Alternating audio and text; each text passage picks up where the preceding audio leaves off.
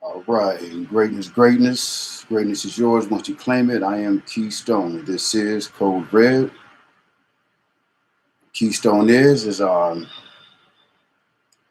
here to bring some information, some truth, some techniques, pretty much anything that's going to be beneficial to you going beyond where you are now. So Code Red. So as far as I've been doing videos about a year or so ago, had a year off, and from that time where I was at that moment, I've gone beyond that as far as information and knowledge and awareness. So this is the time to share what is been shared with me, and for those that seek and that can use benefit of it, please do so. Those that know everything, continue doing what you're doing. But as far as Keystone, what I am amplifying energy, frequencies, and information that generates increases of consciousness, self-awareness, and self-love for the men and women who do not know who they are or the power they possess. That is what I'm here to do. That's what Code Red is about. So here we go. Right now, we're in a situation and a position where, truly what it is, the majority of the world is under a hypnotic spell. Excuse me, it's hot. Attempting to get here before, about 3 o'clock. But everybody's under hypnosis, and just like a magician, the thing about a magician is that there's nothing it's a spectacular sight when you see magic put on to you, or you get to see magic. But the unfortunate thing about magic for the magician is that once you are aware of how the trick is pulled, then they can never, ever, ever pull that trick on you again. So when it comes to magic, when it comes to trickery, fraud, anything of the like that requires somebody to pull something on somebody, the truth holds the same. As long as once you're aware of how the trick is pulled, it can never be done again. So with where this came from as far as myself, once I made a decision to grow and go beyond where I was at that time and moment, there were several things that had to change. And number one, it had to be the way I thought. But what I can say was underappreciated at the time is self-talk and just talk and speech altogether. And the more I heard people refer to speaking bad, negative self-talk, what you take in, what influences you, and so on and so forth, it began to resonate. So I said, okay, well, it must be power in words. So one of the first words that I heard broke down etymologically is grammar, Grammar. So, graduating from school with the diploma, I figured I knew what grammar was because I received grades in it, but in that subject. But when the definition was shown to me, and I was like, but damn, I wonder if the people in school was aware that at one point in time, grammar used to mean what it says, from when the word was created, or, the root of it, the etymology of it. So I began to think like, well, damn, if grammar means this back then, when it was converted or whatever, transliterated to English, then at what point did the people in education not know that the definition meant what it meant? So I really couldn't figure out or even justify them not knowing what that word meant. And it made sense because then you get a root word and then you add a prefix, or, you add a prefix to it, or you add a suffix to it. It'll change the word a little bit, but it's still the same root word. So with that being, something that I was aware of, it was interesting. So then another thing that came a little bit before I was aware of that particular word, grammar, I was aware that the consonants are always the same, but the vowels are interchangeable. So when you look at a word and it's spelled a certain way and it's pronounced a certain way, an exact same word, but switch the vowels around, it would be a different pronunciation and it would be a different meaning because of the magic of changing the vowels. But when you go to the root of it, which are the consonants, it means the exact same thing. It's just a variation of it or a watered down version or a more potent version of it, just depending on how far away from the root word that particular word is. So it was a thing that was like, wow, what's going on with the language? So if the language is like that, then what else is going on that is being manipulated or adjusted to fit a certain way for things to happen or transpire? So then after grammar, I looked up, grammar, saw the words that went with grammar and what rooted off of it. And then it was like, well, dang, well, what about spelling?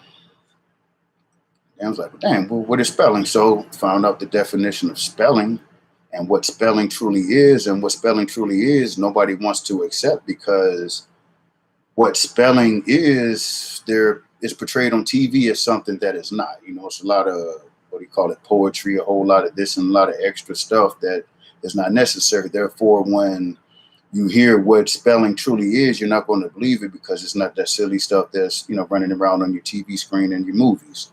So then, grammar, then you find, like I said, spelling.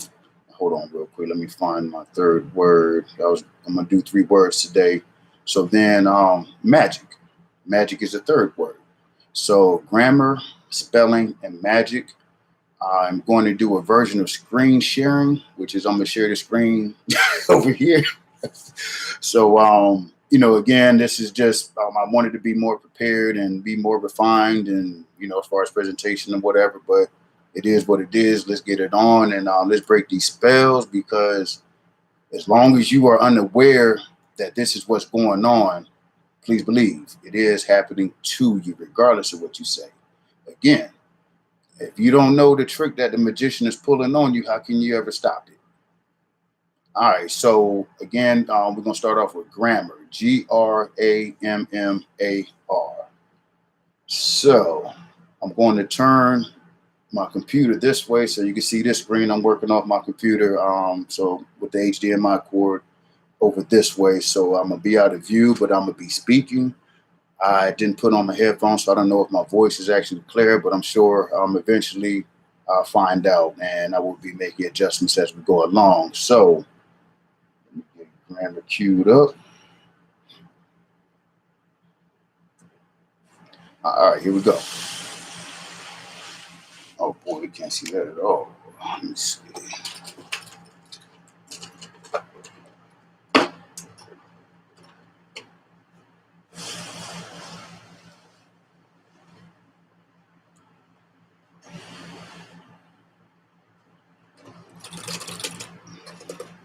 Well, at least you can see the spelling of it, but it's backwards probably. So I'm gonna go ahead and read the definition.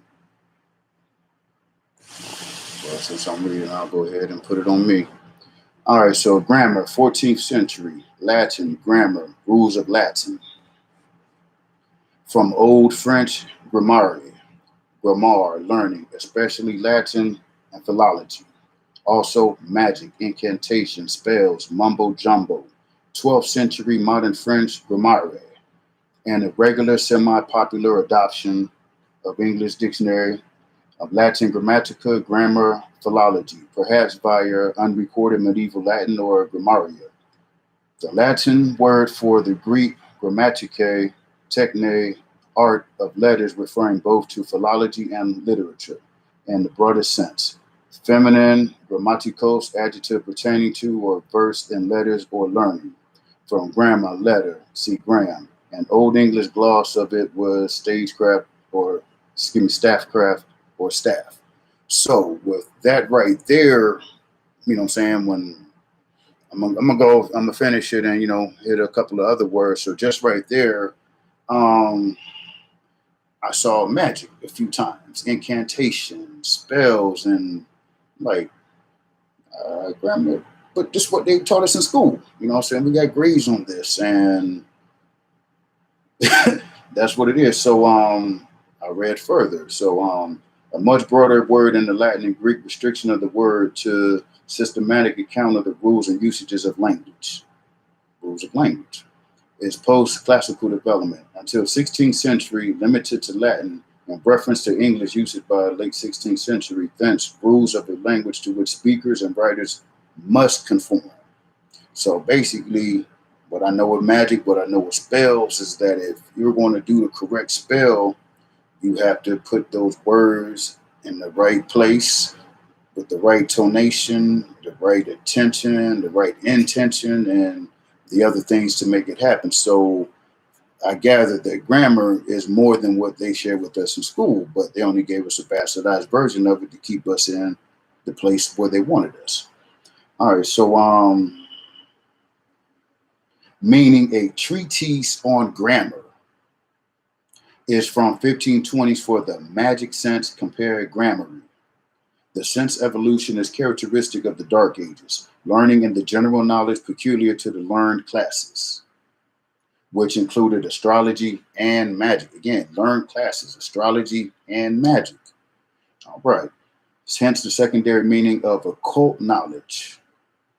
Late 15th century in English, which evolved in Scottish into glamour. When that word hit me, I said glamour.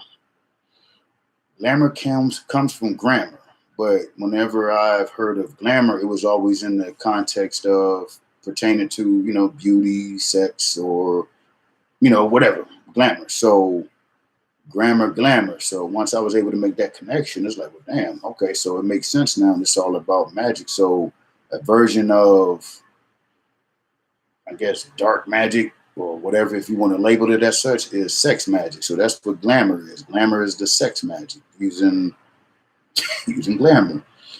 And that means, but okay, so I saw grammar. I was like, man, okay, so what other words are similar to grammar? All right, so checking out the words, and I saw, all right, grammatical. All right, so let me see what grammatical is. Because if you make a grammatical error, you're going to get in trouble in school. So grammatical, 1520s, of or pertaining to grammar, the French grammatical and directly from late Latin, grammaticalis, of a scholar, from grammaticus, pertaining to grammar. All right, so then there's grammary, which is a noun. So grammatical is an adjective. All right, so grammary is a noun.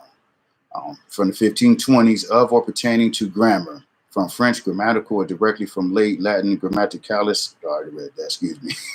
Grammary is a noun. Early 14th century, grammar, also learning, erudition, hence magic enchantment. Late 15th century, a variant of grammar, perhaps of Old French grammary, grammar.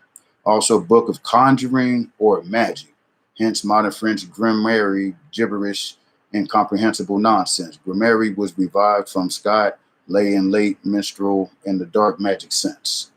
All right, so grammary, again, magic. There's no other way to look at it. You know what I'm saying? Incantation, putting words together, and again, it's a treatise, meaning it can't be broken. If this is how it's going to be, this can't be broken. So with that being a treatise, that means if it's going to happen, it has to happen this way. And by it being a treatise, that means there was a number of people that agreed to it. So maybe you could research for yourself. Go back and find out who are these people that agreed to these rules. All right, so then I got grimoire. All right, so grimoire. So that's a noun. That's a magician's manual for invoking demons, 1849, from French grimoire, altered from grammar. Incantation, grammar. So again, incantation, grammar. So incantation is things spoken rhythmically to generate a certain kind of energy. So incantation, just like a song, a cantar, in Spanish, to sing. So it's putting things together to generate a certain energy or vibration or frequency. So grimoire. So speaking, incantation, rhythms, vibrations all go into what we know as magic. But again, this is something we were taught in school.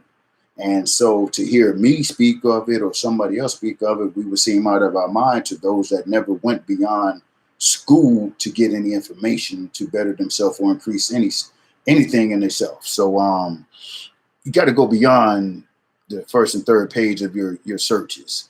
And you have to go have those uncomfortable conversations with the people that are uncomfortable to have those conversations with, because what we've become as a society, or society based on comfort, and by everything being about your feelings. So if somebody's going to give you knowledge, they hold their knowledge back for the fact that you're going to start crying and whining because you didn't know what the hell you were talking about, and you feel silly and small because you chose to combat the truth with your lie. And when a lie combats the truth, the lie gets frustrated and mad and acts a fool because nothing can battle the truth. So these words are the words that they are. The thing that gets everyone in trouble is their inability to see the words as the words and detach your emotions, accept it for what it is. And if it's something that's not fitting to what you want to say, discover other words. There's more words out there than just these. So, glamour, it's a noun, 1720, Scottish. Magic enchantment, especially in phrase to cast the glamour. To cast the glamour. A variant of Scottish grammar. Magic enchantment spell said to be the alteration of English grammar and a specialized use of the world's medieval sense of any sort of scholarship, especially occult learning. The latter sense attested from around circa 1500s in English, but said to have been more common in medieval Latin, popularized in English by writings of Sir Walter Scott, 1771, 1832. Sense of the magical beauty, alluring, charm, first recorded 1840. As that quality of attractiveness especially associated with Hollywood, high fashion celebrity by 1939. Now, once they mention Hollywood, come on, y'all. So, all right. So, Jameson. So, etymology dictionary, the Scottish language has glamour, gift, the power of enchantment. The power of enchantment. Glamour, the power of enchantment. Metaphor applied to female fascination. Jameson's original edition, 1808, looked to Old Norse for the source of the word. Zoegas, something like that. Z-O-E, with the dots on top of the E. Old Icelandic dictionary has glamsini, basically illusion, probably from the same root as gleam.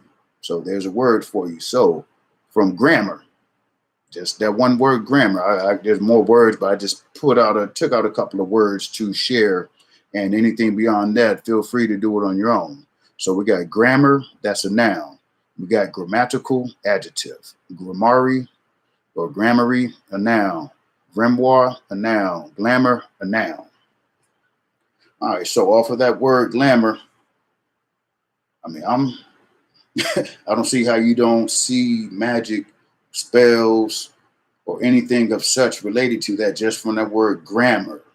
The different variations off of that root word gave you that. So now, the next word that we're going to look at is, again, a spell. So let me cue up spell. All right, so spell, verb. Early 14th century, read letter by letter, writers say the letters of, since, circa 1400. From words by means of letters. Apparently a French word that merged with the displace of native English, one both from the same Germanic root, but the French word had evolved a different sense. The native word is Old English spelling, to spell, speak, discourse, talk. From Proto-Germanic spellum, source of Old High German spellon, to tell. Old Norse spiala, Gothic spellon, to talk, to tell. Spell, to say loud, recite. But the current sense seems to come from Anglo-French espeler, Old French espalier, and that sounded more Spanish, meaning signify, explain, interpret, also spell out letters, pronounce, recite, from Frankish spellon, to tell, or saying, other Germanic source, ultimately identical with the native word. related spelled spelling. In early Middle English, still to speak, preach, talk, tell, hence such expressions as hear, spell, hear something told or talked about. Spell the wind, talk in vain, both around 15th century. Meaning from form words with proper letters is from 1580s. Spell out, explain step by step is first recorded in 1940. American English Shakespeare has spelled someone backwards. Reverse the character of explain in a contrary sense, portray with determined negativity.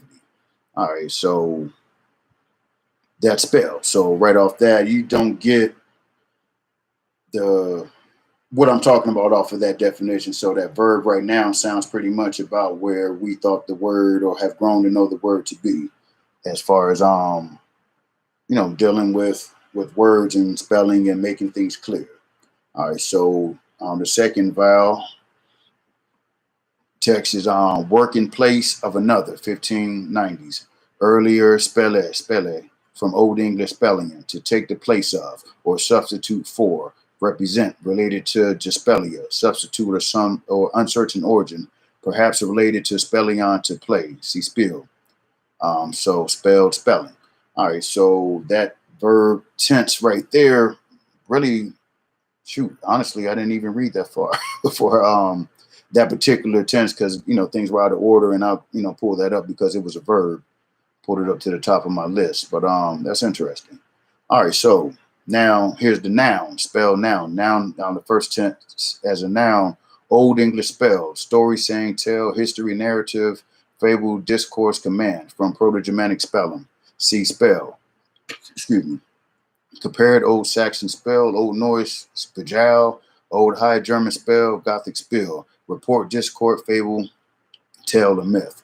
German Beispiel, example from around 1200, as an utterance, something said, a statement, remark, meaning a set of words with supposed magic or occult powers, incantation, charm, first recorded in the 1570s. Hence, any means or cause of enchantment. The term spell is generally used for magical procedures which cause harm or force people to do something against their will. Unlike the charms for healing, protection, etc. Wow. All right. In general terms, the belief underlying the use of spells is that the wish of that they embody will be fulfilled regardless of its godness or badness, so long as the formula has been correctly pronounced broadly. Wow. Let me read that again. Regardless of its goodness or badness, so long as the formula has been correctly pronounced. Wow. Broadly speaking, then, spell and prayer, like magic and religion to which the severally belong, can be distinguished by the nature of the intended purpose. Also, Old English, doctrine, the sermon, religious instruction or teaching, the gospel, the book of the Bible, compare gospel, 11th century glossaries, give spell for Latin, fabula, something like that. All right, wow. So now with spelling as a noun, you can get the text or the context that it is dealing with magic. And if not necessarily magic, but it is magic, it's incantation. I mean, that's truly what it is. So when you put things rhythmically together to generate or create something, that is truly what it is. So there's one more noun tense of spell. This is noun number 2, 1620s. A turn of work in place of another, from spell, verb 2. Compare Old English dispelia, a substitute meaning shifted toward. Continuous course of work, probably via notion of shift of work at a sea where one man or crew regularly spelled another. Hence, continuous stretch of something, weather, etc., recorded by 1728. Hence, also via the notion and give a spell, 1750. Relive another by taking a turn of work, came the sense interval of rest or relaxation, which took the word to a sense opposite what it had at the start. All right, so grammar and spell, pretty much self-explanatory. But if not, again, these are just words. I revealed the source that I'm using just for this. And as I do the words, I'm going to go more in depth. But again, right now, it's just I couldn't wait I did not want to wait any longer. I didn't allow myself to wait any longer for the perfect time, because the perfect time never arises. So I'm one that believe in Kairos, Kairos. I don't believe in Chronos. Kairos is the perfect time. That's when you strike. So I create Kairos. I don't wait for Chronos. So with, again, the state of where everything is, I'm building a foundation beginning with the vocabulary. Once you can see there's holes in the vocabulary and the words that you use, it'll make it a little easier to accept that there's more into whatever else that there's a problem with, but it's beginning with the word. If you do not have an understanding of what is being spoken to you, then how in the world do you figure that you can figure it out? Regardless of what you hear on TV, your friends say, so on and so forth, it has to come from within. If you don't generate or create the opportunity for you to be able to unravel and unwind all the twine of bullshit going around, you're going to be just as lost as them people to the left and right. Straight up. And again, through these years and getting to, again, to where I am now, the words are the words are the words. Go to the Bible. It tells you, in the beginning was the Word. It was the Word. You have to have an understanding of the Word. If you don't understand the Word, somebody's going to tell you what it means, and that's not what it is. But it's going to mean that to you because you never took the time to find out. All right, so again, with spell grammar. So now we're going straight magic. All right, so the verb of magic is to transform, produce, effect, etc., as if by magic. From magic, now, magic king. All right, so you got you got magician, which is a noun. One skilled at magic or sorcery. From old magic, magician, sorcerer, from magique, or see magic, practitioner of legerdemain, from the 1590s. Then you got magical, which is an adjective, from the 1550s, of or pertaining to magic, circa 1600, resembling magic in action or effect. From magic, the noun, related magically. The difference between magic and magical is largely, the difference between magic, and magical is largely poetic, depending on the rhythm. So basically, there is no difference. It's just all depending on who's the person presented it to you and what they're saying and how they want you, how dumbed down or silly they want you to be. That's really what it boils down to. All right, so now magic as a noun. Late 14th century, magique, art of influencing or predicting events and producing marvels using hidden natural forces. Also supernatural art, especially the art of controlling the actions of spiritual and superhuman beings, from Old French magique. Magic, magical, from Latin magis. Sorcery, magic, from Greek magike, presumably with technique, with art. From magikos, magical, from magos, one of the members of the learned or priestly class. Again, one of the members of the learned and priestly class. From Old Persian magush, which is possibly from mag, M-A-G-H, to be able to have power. The transferred sense of legerdemain, optical illusion, etc. is from 1811. It displaced Old English witchcraft, wickedcraft, also drycraft, from dry, magician, and Irish druid, priest, magician. So that's probably druid. Yeah, yep. Okay, so druid. Natural magic in the Middle Ages was that which did not involve the agency of personal spirits. It was considered more or less legitimate, not sinful, and involved much that would be explained scientifically as the manipulation of natural forces. Wow. All right, so magic as an adjective. Of or pertaining to magic, working or produced by enchantment, having supernatural qualities or powers, from the 14th century, the Old French, magique, from Latin, magicus, magic, magical, from Greek, magikos, magike, see magic. Magic carpet, a legendary carpet which would transport a person wherever he wished to go, is attested from 1816. Magic marker, 1951, is a registered trademark by Speed Dry Products. Wow, okay, never knew that. Magic lantern, optical instrument whereby a magnified image is thrown upon a wall or screen. In the 1690s from modern Latin, Laterna Magica. All right, so just those three words I wanted to share with those that are interested in growing and going beyond where they currently stand. And I'm going to be doing words for these next couple of shows because what I'm going to be what I'm going to be revealing and sharing is definitely paradigm shifting and breaking. And if you have no basis to begin to repair or build upon or mend, it's going to be difficult. So I find that breaking through the language and building from there is will be a beneficial way to go at it, because you can get the information as far as what I would be revealing, but if you can't go back and even see that the words are not what you think they are, then you're going to be totally lost with anything as far as these processes to pull yourself out of the grips of these people. And truly what's going on is they are honestly hypnotizing you. They have the magic over you, and you will not be able to break the spell until you can recognize the spell. And what I share from what I've learned is the difference between saying you know and doing you know.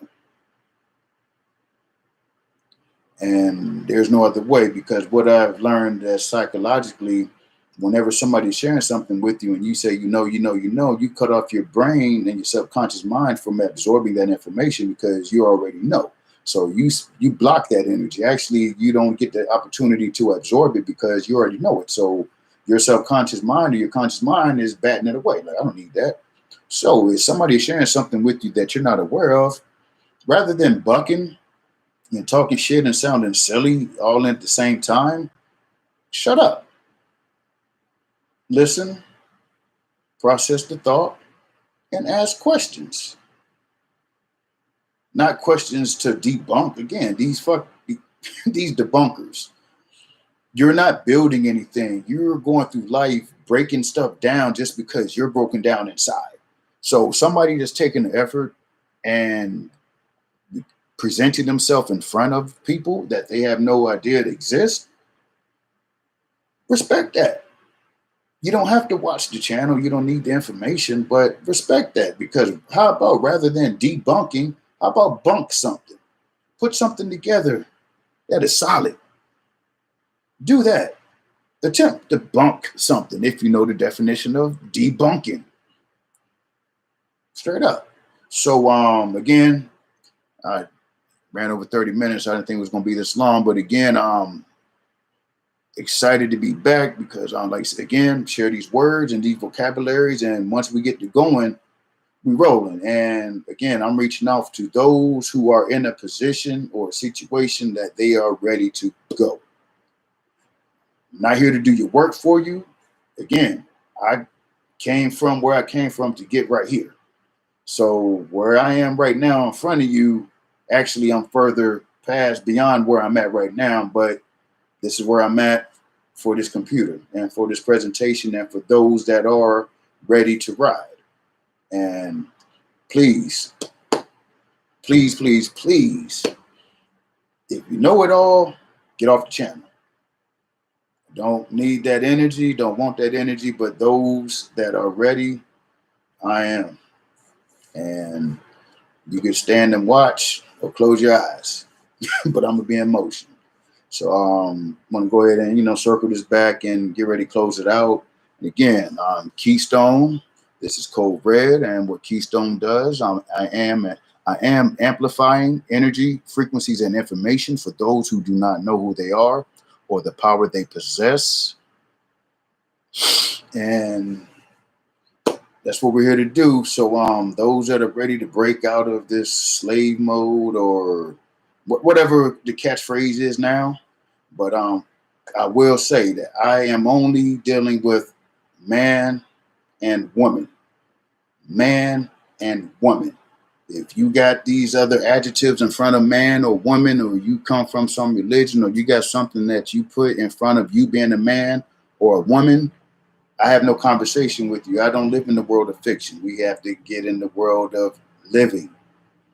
Those terms, those titles, those are fictional. They don't exist. And that's truly the reason why everybody's in the situation they're in, because we live in the world of the fake world, a world of fiction. So again, grammar, spell, and magic. Take it upon yourself. Check out the words, and again, you're gonna see root words that feed off of that. And then after a while, you're gonna go at it. You're gonna be able to unravel the words themselves. You can see one word, and you can see the roots of the word. You're gonna know where that word comes from, or have an idea. And then you're gonna see another word that's close to that has nothing to do with it, but because you're aware of the roots, or you're aware that what adjectives do, or what a suffix or prefix does to a word, all that stuff is just poetry. It's there to confuse you. You know what I'm saying? You don't know what the word is. You're just using it and have no way of knowing what it is, but they're aware of what it is. So again, I appreciate it. I will return. Enjoy your day. Make sure you read something.